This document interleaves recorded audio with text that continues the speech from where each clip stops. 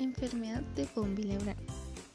Debemos saber que el factor de von Willebrand es una glucoproteína de la sangre que interviene en la homeostasia primaria. Dentro de sus funciones, además de ser el protector del factor 8, junto con la fibronectina, ayuda a la agregación y adhesión plaquetaria, por lo que un déficit o alteración del factor de von Willebrand afectaría la formación del coágulo y conllevaría a una hemorragia.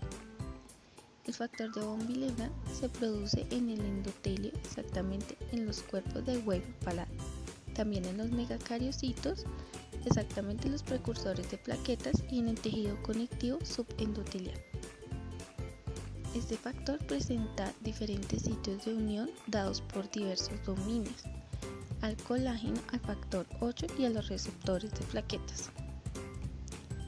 En 1926, Erich von Willebrand describe el síndrome como un trastorno hemorrágico hereditario codificado por un gen que se encuentra en el cromosoma 12.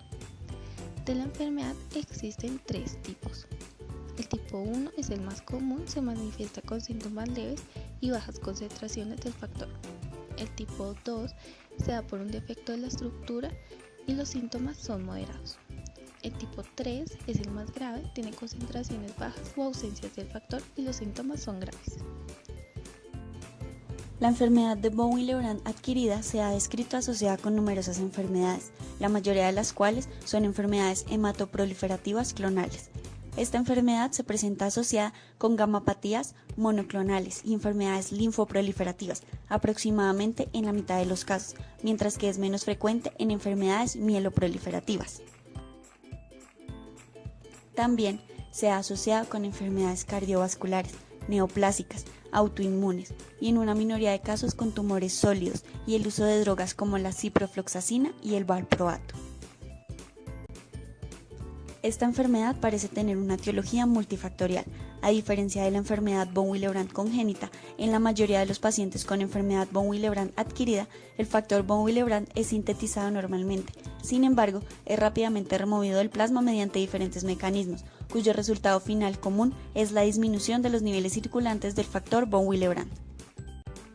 Se han descrito tres mecanismos principales para explicar la disminución de los niveles plasmáticos: presencia de anticuerpos circulantes contra el factor von Willebrand.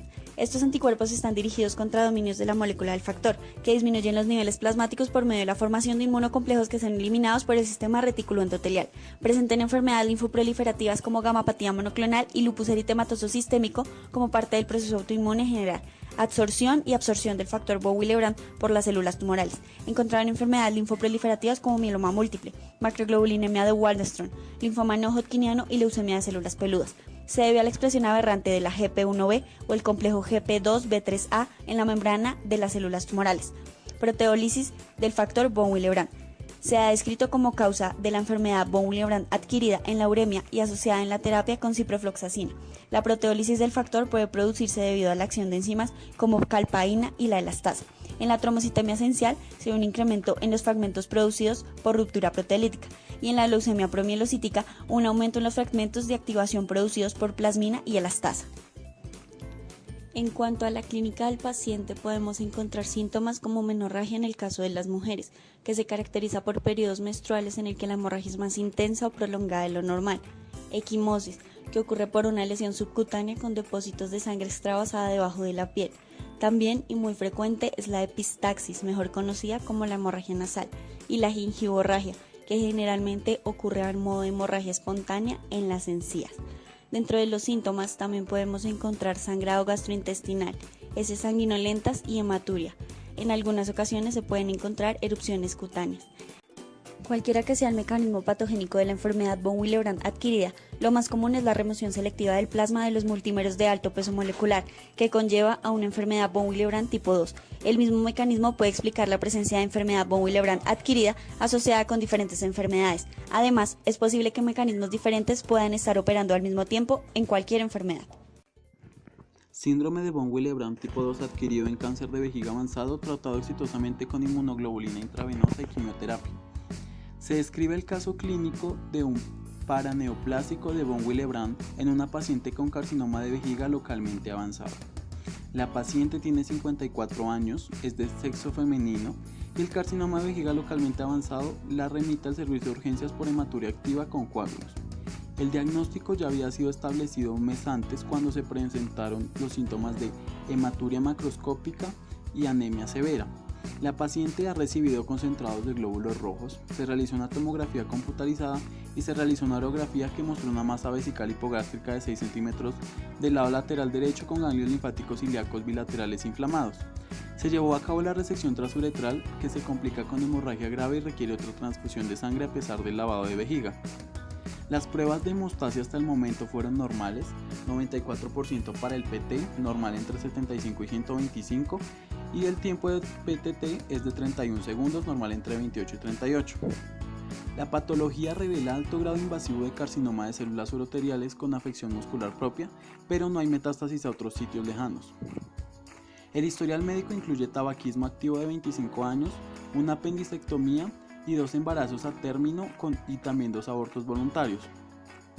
Revela que no hay infección urinaria, hemoglobina de 8.9 gramos por decilitro, 226.000 plaquetas y creatinina de 1.045. El tiempo de protrombina era normal y el tiempo de tromboplastina parcial activo fue prolongado en 43 segundos. Se realizaron pruebas adicionales que no mostraron anticuerpos antifosfolipídicos. Al medir el factor 8 fue de 29% normal, el antígeno del factor de von Willebrand 21% fuera de lo normal y la actividad del cofactor de rizocisteína fue de 10% también fuera de lo normal, pruebas que confirmaron el diagnóstico de von Willebrand.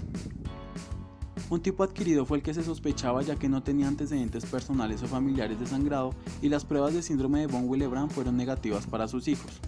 Las pruebas adicionales como anticuerpos antinucleares, las pruebas de complemento y la serología para VIH fueron normales, dieron resultados negativos. Se investigó anticuerpos contra el factor de von Willebrand, pero también fueron negativos. El diagnóstico definitivo de la paciente fue síndrome paraneoplásico de von Willebrand.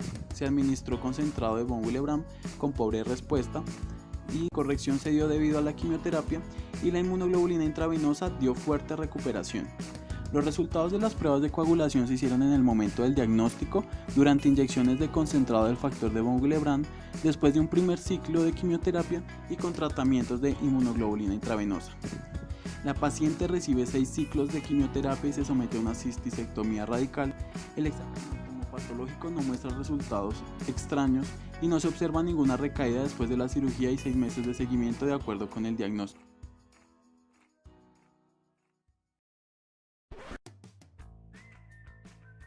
¿Cómo se diagnostica la enfermedad de von Willebrand?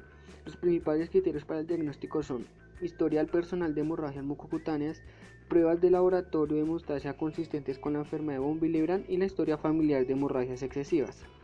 Las pruebas de laboratorio son esenciales para establecer el diagnóstico. Sin embargo, ninguna prueba de laboratorio proporciona por sí sola un valor predictivo. Por esto, se debe aplicar un perfil de pruebas de la enfermedad de von Willebrand, por lo general 2 o 3 veces en un periodo de semanas o meses. El tiempo de sangría es la prueba original para la enfermedad de von Willebrand, la cual se encontrará prolongada para todos los tipos de la enfermedad.